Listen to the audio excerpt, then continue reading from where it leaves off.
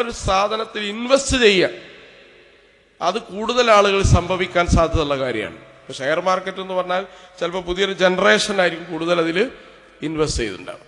അതേസമയം ഒരു കമ്പനിയിൽ ഞാൻ പൈസ കൊണ്ടുപോയി നിക്ഷേപിക്കുമ്പോൾ ഉപാധിയായിട്ട് അയാൾ പറയുന്നു, എല്ലാ മാസവും 1,00,000 നീ നിക്ഷേപിച്ചാൽ എല്ലാ മാസവും 3000 രൂപ ഡിവിഡൻഡായി പ്രോഫിറ്റായി നിനക്ക് നൽകാം എന്ന് പറയുന്ന സ്ഥാപനത്തിലും നമ്മൾ എന്ത് ചെയ്യാൻ പാടില്ല?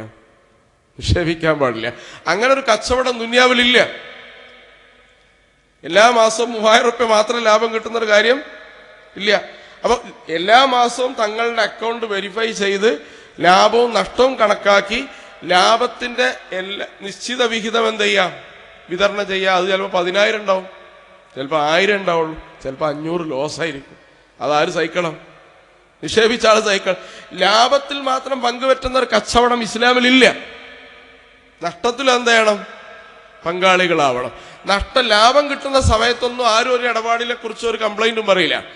2 മാസം കിട്ടുന്ന ഡിവിഡൻഡ് മുടങ്ങുമ്പോൾ മാത്രമാണ് പൈസ തിരിച്ചു വയ്ക്കുക. തിരിച്ചു വയ്ക്കാനുള്ള അവകാശമൊക്കെ നമുക്കുണ്ട്. പക്ഷേ നഷ്ടത്തിൽ നമ്മൾ എന്ത് ചെയ്യണം? പങ്കാളിയായിട്ട് ബാക്കിയുള്ളത് എന്ത് ചെയ്യുള്ളൂ? തിരിച്ചു വാങ്ങാൻ പാടും. അതുകൊണ്ട് നമ്മൾ മുൻ ഉപാധിയായി ഇത്ര പൈസ തരാം, അല്ലെങ്കിൽ 10,000 എല്ലാ മാസവും തരാമെന്ന് പറഞ്ഞ കച്ചവടം ഭൂമിയിൽ അങ്ങനെ ഒരു കച്ചവടം നടക്കില്ല.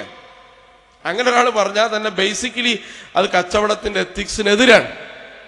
അത്തരം സംഗതിയിൽ കൊണ്ടുപോയി നമ്മൾ എന്ത് ചെയ്യരുത്?